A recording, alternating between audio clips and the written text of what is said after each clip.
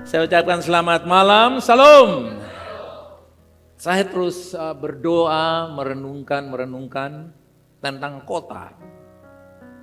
Kota Kupang atau Kupang, kota kediaman Allah yang hidup. Itu artinya kota yang berpengharapan. Amin. Coba kita baca tema kita sama-sama yang kita percaya, pesan profetik 2-3. Kupang, kota kediaman Allah, kota harapan. Amin. Kalau Anda tidak tinggal di kota yang penuh harapan, berarti Anda tinggal di kota yang hopeless, kota yang tidak berpengharapan. Kalau kota yang tidak berpengharapan, maka kota itu dibangun dari penduduk. Walaupun ada gedung mewah di sana, tapi kalau tidak ada orang di sana, itu namanya hutan beton. Tapi kalau di situ saudara ada orang dan kita deklarasikan itu kota, walaupun bentuknya masih natural, kita bisa mengakui bahwa itu bisa menjadi kota. Karena kota itu terbangun karena sebuah sistem kehidupan dari orang banyak yang bersepakat di sana. Nah, Kupang, kota kediaman Allah yang hidup, implementasi kita dari Mazmur 87. Bagaimana Mazmur 87 bisa kita aktualisasi di setiap kota di Indonesia, di bangsa-bangsa, di seluruh bumi ini, termasuk khususnya di kota Kupang. Mazmur 87 termasuk dalam Mazmur yang sering disebut Mazmur Sion. Mazmur yang menggambarkan pentingnya dan kemuliaan Yerusalem, kota Allah.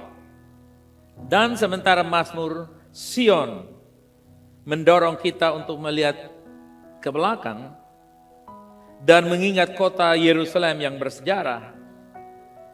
Di situ kita mengingat kembali bahwa kota tempat tinggal Allah di antara umatnya di masa silam. Ketika kita bicara soal Yerusalem, it was the dwelling place of God, ancient time. Tempat tinggal Tuhan zaman dulu kalau kita baca di Yerusalem. Saat kita membaca Mazmur 87, kecenderungan pertama kita akan mungkin melihat ke belakang, tetapi sebenarnya tujuan Mazmur 87 ini adalah mendorong kita untuk melihat ke depan. Karena ini Mazmur nubuatan, bukan Mazmur nostalgia. Pemazmur tidak hanya mengingatkan kita tentang kota yang sudah ada, tapi juga tentang kota yang akan datang. Itu adalah pengingat bahwa Allah mendirikan Yerusalem dan di situ ada sebuah perasaan bahwa rencana Tuhan untuk kota itu belum selesai. Sehingga pemazmur mendorong kita untuk menantikan kota masa depan, tempat Allah akan sekali lagi tinggal bersama dengan umatnya. Haleluya. Allah sekali lagi akan apa saudara? Tinggal bersama dengan umatnya. Dulu dia pernah bersama umatnya di Yerusalem. Dia akan bangun kembali the new Jerusalem in every city in the earth. To dwell. Tinggal lagi bersama-sama dengan umatnya. Nah, di dalam Mazmur ini ada 3 bagian. Yang pertama atau kota yang didirikan oleh Allah.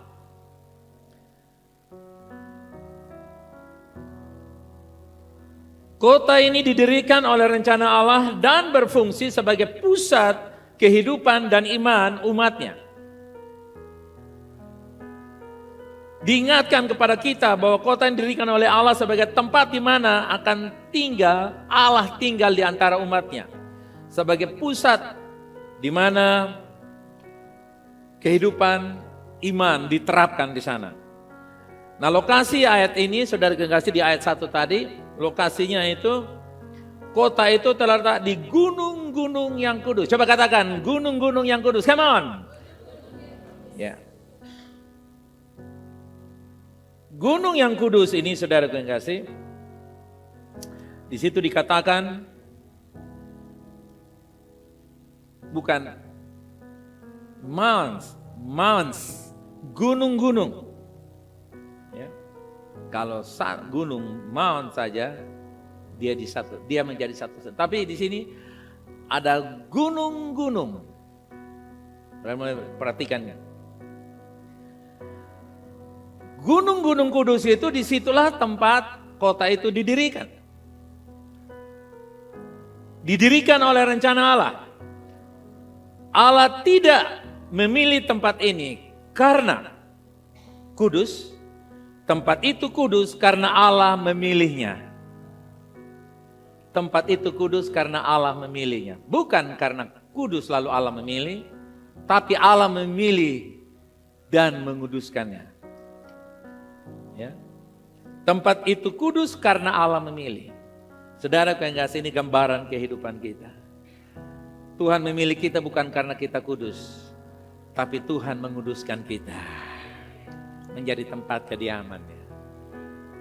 Yang kedua, yang B, kota yang dikasihi oleh Allah. Mazmur 87 ayat yang kedua kita baca dengan suara nyaring 2-3 mulai. Tuhan lebih mencintai pintu-pintu gerbang Sion daripada segala tempat kediaman Yakub. Yakub itu orang kaya.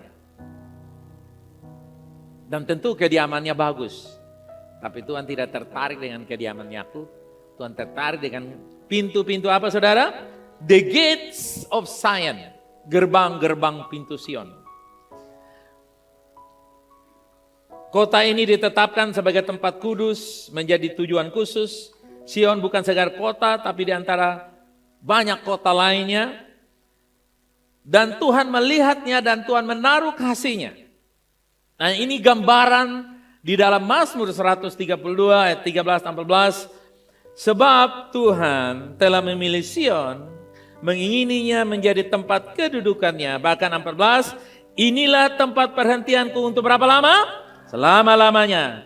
Di sini aku hendak diam sebab aku mengingininya. Ulangan 7:6-8, sebab engkaulah umat yang kudus bagi Tuhan Allahmu. Engkaulah yang dipilih oleh Tuhan Allahmu dari segala bangsa di atas muka bumi untuk menjadi umat kesayangannya. Yang setuju katakan. Bukan karena lebih banyak jumlahmu dari bangsa-bangsa manapun juga, maka hati Tuhan terpikat olehmu dan memilih kamu. Bukankah kamu ini yang paling kecil di segala bangsa? Tetapi karena Tuhan mengasihi kamu dan memegang sumpah kepadanya yang telah diikrarkannya kepada nenek moyangmu, maka Tuhan membawa kamu keluar dengan tangan yang kuat dan menembus engkau dari rumah perbudakan, dari tangan Firaun Raja Mesir. Haleluya. Coba taruh tangan dan katakan, saya tempat kediaman yang dipilih oleh Allah. Come on. Tuhan memanggil kita keluar dari Firaun, keluar dari dosa, haleluya. Dan Tuhan tinggal di dalam pribadi kita. Yang ketiga, C, kota yang memiliki reputasi yang mulia, haleluya. Saudara yang kasih, setiap kota itu dikenal dengan reputasinya, ya. Ada kota yang dikenal, di situ kalau orang datang pasti orang cari tahu. Kota apa namanya saudara? Kediri. Tahu Kediri. Betul ya saudara? Dulu apakah masih sekarang tidak? Kalau orang mau cari apel, mereka cari kota apa saudara? Malang. Kalau mereka mau cari kota Kupang, kota apa? DB, daging babi. C babi, saudara yang kasih, SB, saudara yang kasih. Ya. Nah jadi setiap kota itu dia punya sebutan-sebutan, dia punya reputasi nama baiknya tersendiri.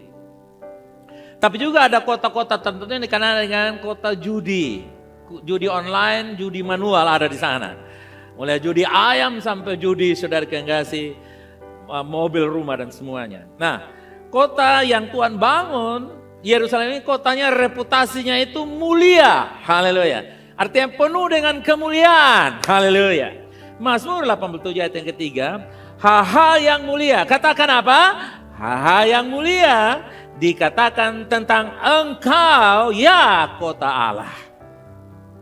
Reputasi kota itu apa saudara? Hal-hal yang mulia. Yang mulia itu yang ada kesehatan, kesembuhan, kemakmuran, kekudusan, kesucian, damai sejahtera, kesehatan, keutuhan. Dan semua mulia ada di sana. Kota ini adalah tempat yang istimewa, yang penuh dengan kemuliaan. Dan ini kalau kita bicara di dalam Alkitab mengisahkan tentang Yerusalem. Tapi ini kita sudah mulai keluar dari yang tertulis, sudah mulai keluar ke dalam implementasinya. Bahwa bukan lagi Yerusalem yang ada di Timur Tengah, tapi Yerusalem yang ada di depan mata saya hari Anda dan saya. Amin. Menjadi tempat kediaman Allah yang hidup. Mazmur 46 ayat 5, 4 dan 5. Kota Allah kediaman yang maha tinggi disukakan oleh apa? Aliran-aliran sebuah sungai. Dalam dirimu ada sungai Roh Kudus. Haleluya. Allah ada di dalamnya. Kota itu tidak akan. Allah akan menolongnya menjelang pagi. Malam ada pergumulan, malam ada tantangan, malam ada krisis. Tapi kita akan tiba di good morning, bright morning. Ini yang Tuhan ubahkan kepada kita. Kota kediaman Allah yang Tuhan rindukan. Mazmur ini, saudara yang kasih, terus berlanjut dan menuliskan tentang rencana masa depan Allah bagi kota itu. Yerusalem yang dulu, yang sekarang diaktualisasi, yaitu kita, perhimpunan orang-orang percaya. Gereja Tuhan yang adalah tubuh Kristus, gereja lokal. Alkitab mengatakan bahwa suatu hari Yesus memerintah sebagai raja besar seluruh bumi dan tahtanya, dan dia memerintahnya dari mana? Yerusalem. Yerusalem sebagai the central reigning and ruling of the great King of Jesus Christ down to earth. Jadi Yerusalem menjadi sentral di mana Yesus menguasai bumi. Haleluya. Dengan cara yang supernatural. Mazmur 110 ayat 1 dan 2. Demikianlah firman Tuhan kepada Tuhanku, duduklah di sebelah kananku sampai kubuat musuh-musuhmu menjadi tumpuan kakimu. Tongkat kekuatanmu akan diulurkan dari mana? Sion. Memerintahlah di antara musuhmu. Amen. Jadi saudara lihat dari Sion. Sion itu gerbang kehidupan kita. Pusat kehidupan kita. Dari situ ada otoritas yang Tuhan berikan kepada kita untuk kita memerintah di antara musuh kita. Musuh stres, musuh sakit penyakit, musuh kemiskinan, musuh judi, musuh perkelahian, musuh perzinahan, dan berbagai macam musuh-musuh yang jahat, yang ingin musuh pandemi, haleluya. Dan berbagai macam musuh yang mau menyerang. Di tangan kehidupan kita ada otoritas, haleluya, untuk memerintah. Katakan, saya berotoritas untuk memerintah di kota, come on! Anda dan saya lebih dari wali kota, lebih dari bupati, lebih dari gubernur, lebih dari manapun. Amin. Karena kita memerintah dengan otoritas, bukan dengan uang. Haleluya. Yesaya bernubuat. Dalam Yesaya 2 ayat 1 sampai 3. Firman yang dinyatakannya kepada Yesaya bin Amos tentang apa saudara? Yehuda dan Yerusalem. Akan terjadi pada hari-hari yang bagaimana? Hari-hari terakhir, this is the last days, ini hari-hari terakhir.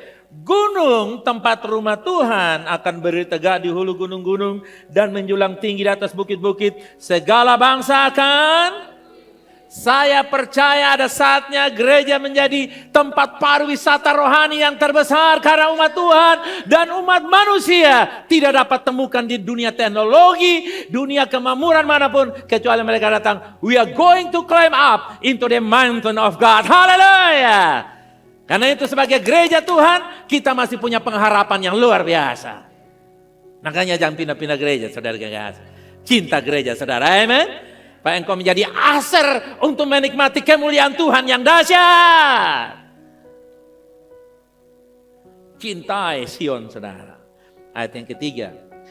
Dan banyak suku-suku bangsa akan pergi serta berkata, mari kita naik ke gunung Tuhan, ke rumah Allah Yakub. Supaya apa? Ia mengajar kita tentang jalan-jalannya. Supaya kita berjalan menempuhnya. Sebab dari Sion akan keluar pengajaran dan firman Tuhan dari Yerusalem. Amin.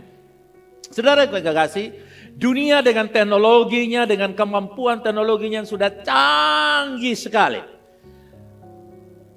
Mereka sudah bisa menciptakan manusia yang bedanya tidak ada nafas. Dan mereka hanya kasih masuk aliran listrik di dalamnya. Dan manusia, bahkan saudara yang kasih, orang sudah bisa pindahkan dari satu kepala kepada kepala yang lain, saudara yang kasih. Sudah begitu canggih, pengetahuan yang semakin canggih, yang semakin modern, pengetahuan itu berujung kepada pengkhianatan terhadap kekuasaan Allah. Sehingga mereka tidak lagi peduli dengan nilai-nilai moral yang tinggi.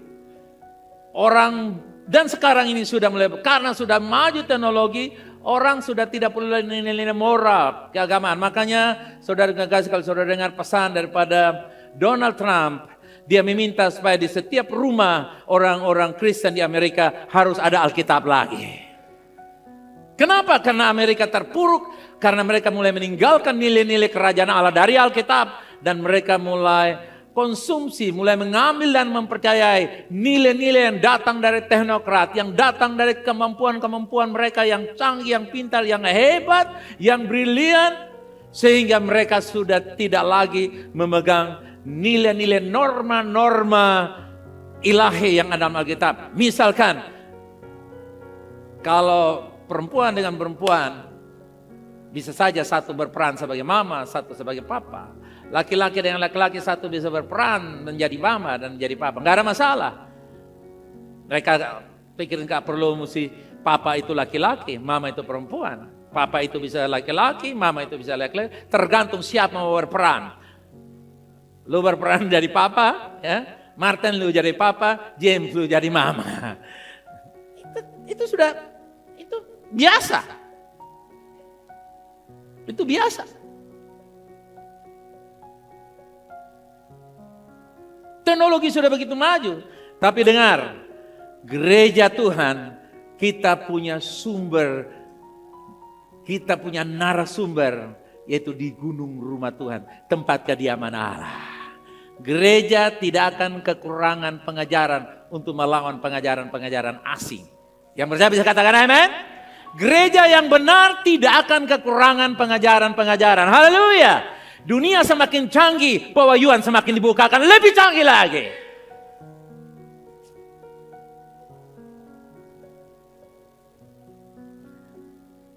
Kita harus menantikan pemerintahan khusus atau pemerintahan Kristus secara khusus di masa depan di Yerusalem. Memang secara fisik milenium di bumi ini, tapi juga kita akan mempercayai bahwa pemerintahannya yang kekal di satu Yerusalem baru yang sebenarnya kalau kita mulai mengerti itu adalah bagian daripada pembangunan rumah Tuhan, Yerusalem rohani yang adalah ibu rohani menurut Ibrani, untuk membuat sebuah kumpulan orang-orang secara spiritual yang terus bertumbuh menjadi dewasa. Nah, saudara yang kasih, 3 ciri dari kota ini dirindukan. Kita merindukan kota itu. Haleluya, amen. Kita merindukan kota itu. Kota yang dibangun oleh Allah, kota yang disukai oleh Allah. Haleluya. Kota yang di situ Tuhan tinggal dan Tuhan memilih dan memberikan reputasinya di sana. Nah, saudaraku yang kasih, di seluruh perjanjian baru, kalau kita mulai membaca dan memperhatikannya, maka Tuhan sedang membangun sebuah kota yang dinantikan. Sebagai orang-orang yang ada di dalam Kristus, sebagai tubuh Kristus, tentu kita sudah mulai mengerti bahwa kita adalah warga kota, di mana kota itu ditulis dalam Filipi atau warga kerajaan Allah yang ditulis dalam Filipi 3:20, karena kewargaan kita adalah di sorga, dan dari mana saudara? Dari situ juga kita menantikan Tuhan Yesus Kristus, ya, sebagai juru selamat. Jadi kita melihat bahwa di sini sudah mulai terarah bahwa kita secara komunitas orang percaya yang ada setiap lokal secara universal di seluruh bumi ini mulai dipersiapkan untuk menantikan legalitas keabsahan kita di bumi ini. Ibrani pasal ke-11 ayat 10 mulai dikatakan, sebab ia menanti-nantikan kota yang mempunyai dasar yang direncanakan dan dibangun oleh Allah. Ibrani 13-14. Sebab di sini kita tidak mempunyai tempat tinggal yang tetap, kita mencari kota yang akan datang. Katakan, kota yang akan datang. Ya. Jadi umat di kota Allah itu bertambah karena kelahiran kembali melalui Kristus. Jadi bagaimana penambahan populasi daripada penambahan orang-orang yang diam di Yerusalem rohani, Yerusalem surgawi, di Sion kota Allah yang kudus, gunung tempat rumah Tuhan. Mereka populasinya bertambah karena kelahiran rohani. Seperti kita juga. Kota Kupang ini bertambah banyak atau kota-kota dimanapun bertambah. Paling pertama itu melalui kelahiran. Betul ya saudara? Dengan kelahiran kota itu bertumbuh menjadi besar. Di dalam Mazmur 87 luar biasa, saudara perhatikan ayat 5 dan 6. Tetapi tentang Sion dikatakan, seorang demi seorang, saudara sambung, seorang demi seorang, dan dia yang maha tinggi menegakkan. Ayat 6, Tuhan menghitung pada waktu mencatat bangsa-bangsa, ini dilahirkan di sana. Tuhan menjadi kepala di spenduknya saudara yang kasih. Bilang kiri kanan, kamu sudah didaftar di dalam catatan Tuhan. Kota Kupang sudah didaftar, haleluya.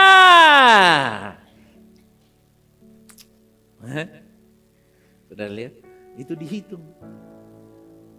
Jadi jiwa-jiwa yang kita menangkan itu sudah yang pikir hanya sekadar penuhi gereja atau persekutuan atau komunitas saudara.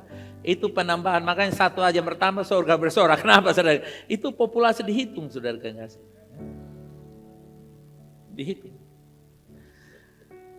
Jadi saat kita melihat kota Yerusalem dibangun di dalam perjanjian lama, warga kotanya datang dari Israel, betul kan saudara? Tapi umat pilihan yang ada di kota suci, Yerusalem ini datang dari kelahiran baru dalam Kristus. Nah kita lihat di dalam ayat 4 dan 6 dari Mazmur ini tadi, bahwa pemazmur menuju ke arah era baru, masa ketika orang-orang dari segala bangsa akan diidentifikasi sebagai lahir di Sion. Lahir di mana saudara? Di Sion.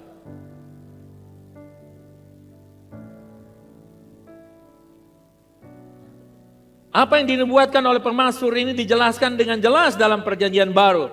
Bahwa ada rencana keselamatan Allah yang melampaui Israel.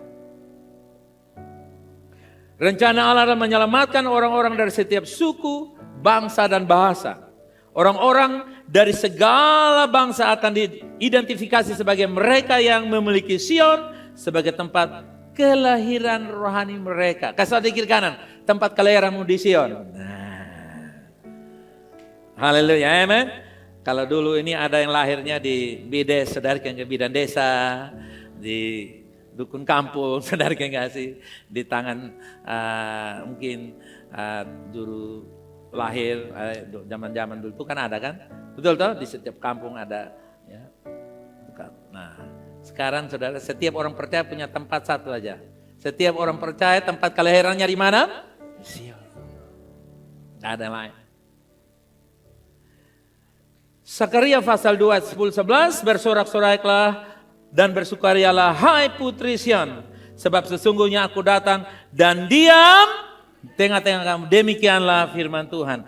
Dan lihat ini, dan banyak bangsa akan menggabungkan diri kepada Tuhan pada waktu itu dan akan menjadi umatku, dan aku akan diam di tengah-tengah mereka. Maka aku akan mengetahui, baca kuat, bahwa Tuhan semesta alam akan mengutus aku kepadamu. Penggenapan firman nubuatan, haleluya. Jadi Tuhan mencatat orang-orang yang terdaftar di Sion sebagai pertambahan penduduknya, haleluya. Ibrani pasal 12 dijelaskan di sana lebih jelas lagi ayat 22 sampai 24. Tetapi kamu sudah datang ke Bukit Sion, ke kota Allah yang hidup, Yerusalem surgawi, dan kepada beribu-ribu malaikat, suatu kumpulan yang meriah, dan kepada jemaat anak-anak sulung yang namanya terdaftar di sorga, dan kepada Allah yang menghakimi semua orang, dan kepada roh-roh yang orang benar yang telah menjadi sempurna, dan kepada Yesus pengantara perjanjian baru, dan kepada darah pemercikan yang berbicara lebih kuat daripada darah Habel. Sukacita kota Allah, transformasi kehidupan suatu kota dimulai dari penduduknya mengalami Tuhan melalui kelahiran kembali. Satu kota. Itulah sebabnya saudara percaya di setiap kota akan terjadi kelahiran kembali? Kalau ada pertumbuhan secara fisik, pasti ada pertumbuhan dan pertambahan secara rohani. Amen. Itu harus imbang. Dan saya percaya Tuhan berfirman. Karena itu sudah sebagai gereja Tuhan tiap hari kita mendeklarasi, Tuhan biarlah dari gereja Suyen ini rahim kita terbuka. Amen. Sehingga setiap orang memenangkan jiwa, melahirkan jiwa di sana. Tidak ada satu orang jiwa di dalam gereja yang tidak punya kapasitas untuk melahirkan. Setiap perempuan pasti punya kapasitas untuk melahirkan, betul? Karena mereka disebut woman, manusia dengan kandungan yang namanya wanita. Gereja Tuhan, kita tidak akan pernah kekurangan jiwa-jiwa. Tuhan akan pakai kita untuk melahirkan. Haleluya. Melahirkan jiwa-jiwa. Jadi sekali lagi, sukacita kota Allah. Coba katakan, sukacita kota Allah. Itu terjadi karena apa? Transformasi kehidupan suatu kota dimulai dari penduduk yang mengalami apa? Tuhan melalui kelahiran kembali. Kota menjadi kota kediaman, Kupang menjadi kota kediaman Allah yang penduduknya adalah orang benar. Karena mereka dilahirkan kembali menjadi orang benar. Ayat 7 dari Mazmur 87, ini luar biasa. Baca bersama saya 2, 3. Dan orang menyanyi sambil menari beramai-ramai, segala mata airku ada di dalammu.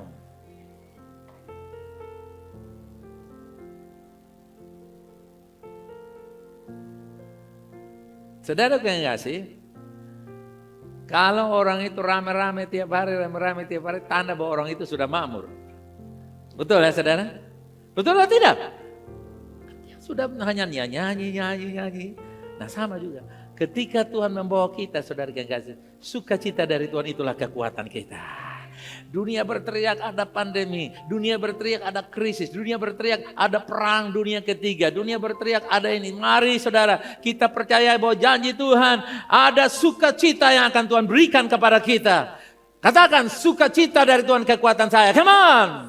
Pakai bahasa Inggris, the joy of the Lord is my strength. Come on, 1, 2, 3. The joy of the Lord is my strength. Bilang kepada kiri atau kanan, the joy of the Lord is your strength. Haleluya, amen. Nah, saudara yang kasih, Mazmur 87 ayat 7 ini dia menyimpulkan bahwa semua itu diakhiri dengan tarian. Tarian pamungkas kebahagiaan, haleluya. Suatu umat Allah memikirkan kota Allah dan kewarganegaraan mereka di kota itu. Mereka dipenuhi dengan apa? Sukacita dan kepuasan. Harapan hidup di kota ini, di hadirat Allah, itu memberikan kehidupan, kedamaian, dan sukacita. Nah saudara yang kasih, ini yang gereja Tuhan harus terus kembangkan. Kita bersukacita bukan karena penambahan material atau situasi dan kita bersukacita karena roh di dalam kita bersukacita. Amen. Kita punya kapasitas untuk bersukacita karena dikatakan the joy of the Lord. Tuhan yang bersukacita. Katakan, Tuhan bersukacita melalui saya. Come on. Ya. Sehingga dunia bertanya-tanya. Makanya tadi dikatakan dalam Yesaya, mereka akan berduyun datang karena mereka melihat kita beda yang lain. Haleluya. Nah, saudara yang kasih, Kita terus doakan kota Kupang agar alami transformasi dan pengenapan Mazmur 87. Yang setuju katakan amin yang paling besar. Come on. Oke, saudara bangkit berdiri, saya mau deklarasi kota Kupang dengan cara yang paling sederhana. Saudara aminkan, oke?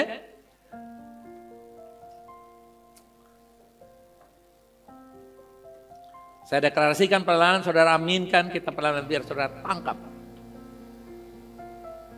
Versi Kupang kediaman Allah, kota kediaman Allah yang hidup. Yang saya mau bagikan kepada saudara malam hari ini. Deklarasi kota Kupang kediaman Allah yang hidup penuh harapan. Amin. Yang pertama saya akan baca, saudara ikuti. Kupang kota harapan full 5 ilahi. Come on, katakan. Kupang kota harapan full 5. Kota yang penuh dengan harapan dan kehadiran Allah. Kupang base camp-nya Tuhan yang kasih hope-nya 24 jam selama 1 minggu. Haleluya. Sekali lagi baca bersama saya 2-3. Kupang base camp-nya Tuhan yang kasih hope-nya 24 jam selama 7 hari. Haleluya. Amin. Ini base camp dan hope itu bicara menunjukkan kehadiran Allah yang konsisten. Haleluya. Yang ketiga, Kupang tempat hope-nya Tuhan turun setiap hari. Sekali lagi baca 2-3, come on. Kupang tempat hope-nya Tuhan turun setiap hari. Haleluya. Penuh dengan harapan dari Allah. Hope turun tiap hari, nah haleluya. Bukan saja mana, tapi hope akan turun, saudara kasih. Dunia miskin pengharapan, tapi kita kenyang dengan pengharapan. Oke, cepat saja. Yang kelima, Kupang where God hope 5 the city. Sama-sama baca. Kupang where God's hope. Itu artinya Kupang di mana ada harapan Tuhan menyebar pada kota. Haleluya. Yang keenam, Kupang kota kecil tapi penuh harapan surgawi. Haleluya. Come on 2-3 baca. Kupang kota kecil tapi penuh dengan harapan surgawi. Itu artinya apa? Yaitu keseimbangan harapan dan chill itu harapan dan kedamaian. Chill. Nah, oke, yang terakhir. Kota Kupang, kota ilahi atau Kupang kota ilahi tempat hope. Sonde pernah ada habisnya. Come on. 2-3 sekali lagi baca. Kupang kota ilahi tempat hope. Sonde pernah habisnya. Come on.